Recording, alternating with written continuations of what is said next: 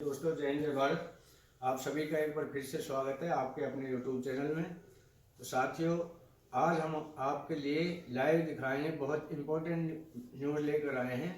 तो सबसे पहले देश के 65 लाख पेंशन धारकों को ऐतिहासिक फैसला, आज मीटिंग हुई समाप्त, यानी कैबिनेट की मीटिंग थी और उसमें क्या फैसला आया मैं आपको लाइव दिखाऊंगा।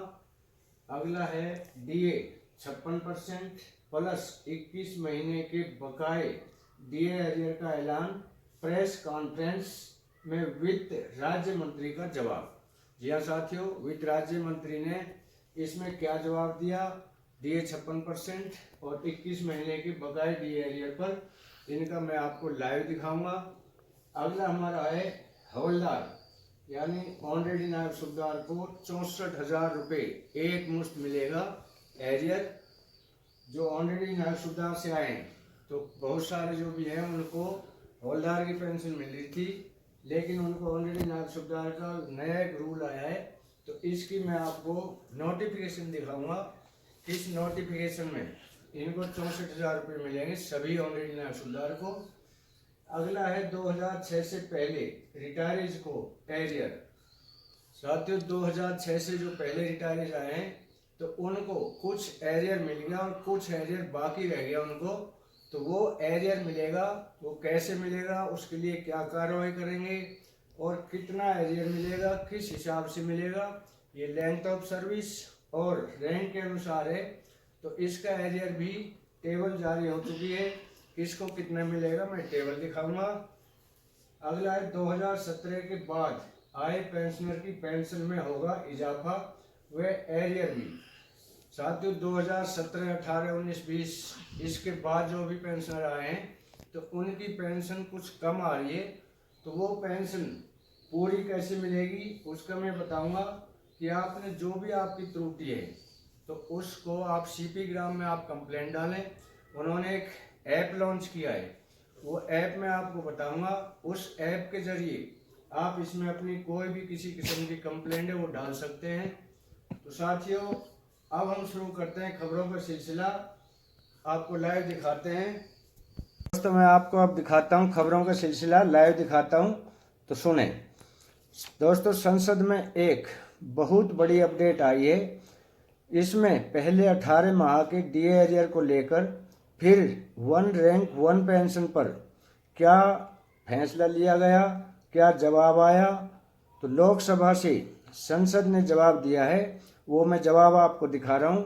उनके क्या सवाल जवाब हुए और कर्मचारी पेंशनर की पूरी रिपोर्ट बनाई गई है। जो भी उनके निलंबित हैं, जो भी उनके मुद्दे पेंडिंग हैं, उन पर पूरी रिपोर्ट बताई गई है।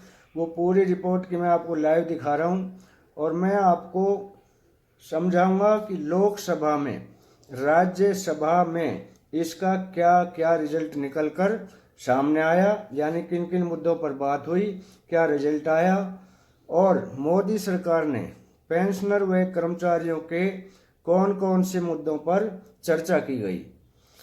आपको पूरा लाइव दिखाऊंगा। जो भी मुद्दे पेंडिंग में पड़े हुए हैं उन पर उन्होंने कहा कि भारत सरकार ने कर्मचारियों व पेंशनर का 18 महीने का DA एरियर है, वो भी पेंशनर व एम्प्लॉयज को जल्दी से जल्दी उनके खातों में क्रेडिट होता देखने को मिलेगा। तो मार्च की सैलरी पेंशन को लेकर कर्मचारियों के तमाम वेलफेयर से जुड़ी हुई तमाम जानकारी इस चैनल के माध्यम से आपको समय समय पर दी जाती है। तो सबसे पहले आपसे अनुरोध करूंगा कि चैनल को सब्सक्राइब व वीडियो को लाइक व शेयर अवश्य करें, ताकि हम आपको हर अपडेट से जल्दी अवगत करा सकें। तो साथियों, अभी मैं आपको बताता हूं, सबसे पहले सबसे बड़ी खबर आपको ले चलता हूं, सबसे बड़ी खबर की ओर। तो इसकी मैं आपको जानकारी देता हूं कि राज्यसभा में सांसद व मंत्रियों ने 18 महीने के DA एरियर को लेकर संसद में सवाल उठाए और उन सवालों का क्या जवाब आया वो आपको लाइव दिखाए जा रहा हूँ। लाइव देख रहे हो आप। तो पहला क्वेश्चन क्या है, क्वेश्चन नंबर 1, सांसद जावेद अली खान ने सवाल किया। क्या सवाल किया उन्होंने कि 18 महीने के DA एरियर का मुद्दा काफ़ी पुराना हो चुका है और इसकी मांग लगातार जो हमारे सैनिक संगठन हैं और भी संगठन हैं वो इसकी लगातार मांग किए जा रहे हैं। तो इस पर सरकार उनकी अपनी प्रतिक्रिया स्पष्ट करें, यानी सरकार अपनी प्रतिक्रिया करें कि इसका क्या चल रहा है, ये देना है या नहीं देना है, और देना है तो कब देना है और किस हिसाब से देना है, यानी इंस्टॉलमेंट में देंगे या एक मुश्त देंगे। तो इस पर उन्होंने ये सवाल किया। तो अब इनका जवाब सुनिए। तो वित्त मंत्री सीतारमण ने बताया, इस सवाल का जवाब देते हुए वित्त मंत्री सीतारमण ने बताया कि 18 महीने डी एरियर का समाधान 8th CPC में होगा, उससे पहले इसका समाधान असंभव है, क्योंकि सरकार के पास काफ़ी मुद्दे पेंडिंग है और सरकार 1 by 1 उन मुद्दों से निपटती जा रही है और किसी भी तरह की कर्मचारी व पेंशनर को किसी भी असुविधा का जो सामना नहीं करने देगी। सरकार हमेशा कर्मचारी व पेंशनर के लिए तत्पर है और उनके लिए कोई भी किसी किस्म की कोई कमी नहीं छोड़ेगी। तो अगला क्वेश्चन पूछा गया सांसद रामजी लाल ने।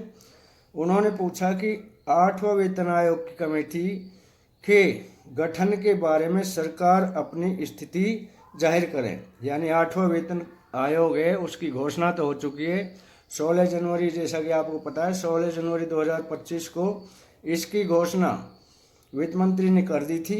लेकिन अभी उन्होंने कहा है कि इसके गठन की क्या प्रतिक्रिया है, इसके गठन पे जो सरकार अपनी स्थिति जाहिर करें कि इसका गठन कब होगा, कौन कौन मेंबर होंगे और कब तक इस कमेटी का गठन हो जाएगा। तो इसके जवाब में, इस सवाल के जवाब में जो मंत्री हैं वित्त मंत्री पंकज चौधरी ने कहा कि समय सीमा के अंदर अंदर कमेटी का गठन कर दिया जाएगा। यानी अभी हमारे पास काफ़ी समय है, 1 जनवरी 2026 को ये लागू होना है, तो काफ़ी हमारे पास समय है। हम इसको समय सीमा रहते हुए लागू कर देंगे, कमेटी का गठन भी कर देंगे और आपको 1 जनवरी 2026 में इसका लाभ भी हमारी सरकार आपको दे देगी। ये ज़्यादा डिले नहीं किया जाएगा। अगला उन्होंने पूछा कि फिटमेंट फैक्टर क्या होगा, यानी इसमें 8वें वेतन आयोग में किस हिसाब से आप दोगे। तो उन्होंने बताया कि पे लेवल के हिसाब से फिटमेंट फैक्टर होगा। यानी अब की बार इस पे कमीशन में असमानता को बराबर किया जाएगा, मतलब इतनी असमानता नहीं रहेगी कि अधिकारियों को 2.81 और कर्मचारियों को 2.57। तो इस पॉइंट को मद्देनज़र रखते हुए, यानी 7वें वेतन आयोग में जो भी त्रुटि हुई उन सभी को मद्देनज़र रखते हुए 8वें वेतन आयोग का गठन बहुत ही सावधानी और बहुत बारीकी से किया जाएगा, ताकि किसी की कोई शिकायत ना रह जाए और कोई भी वर्ग, चाहे वो कर्मचारी वर्ग है, मजदूर वर्ग है, किसी को भी इसके फ़ायदे से वंचित नहीं रखा जाएगा। सभी के फायदों को मद्देनज़र रखते हुए इस 8वें वेतन आयोग का गठन किया जाएगा। दूसरा उन्होंने पूछा कि पुरानी पेंशन बहाली, जो पुरानी पेंशन है उस पर बहुत काफ़ी दिनों से ये भी लंबा केस है, यानी जो भी पेंडिंग केस थे इन पर इस मीटिंग में सुनवाई की गई और क्वेश्चन आंसर हुए। तो उन्होंने पूछा कि पुरानी पेंशन बहाली को लेकर सरकार अपनी स्थिति जाहिर करें। तो इसमें उन्होंने बताया कि पुरानी पेंशन जो अभी हमने दी है, यूपीएस जो दी है, उससे पुरानी पेंशन से ज़्यादा बेनिफिट है कर्मचारी को, तो हमने इसका यूपीएस में कन्वर्ट कर दिया है।